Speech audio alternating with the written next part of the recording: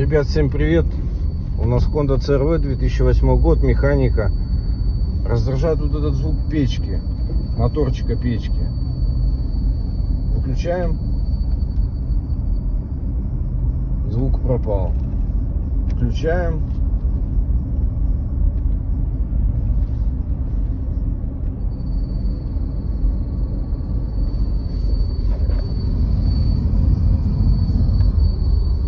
Звук появился. Кто как решал проблему? Не хочется моторчик менять, может как-то смазывается данная деталь. Что делать вообще можно в таком случае?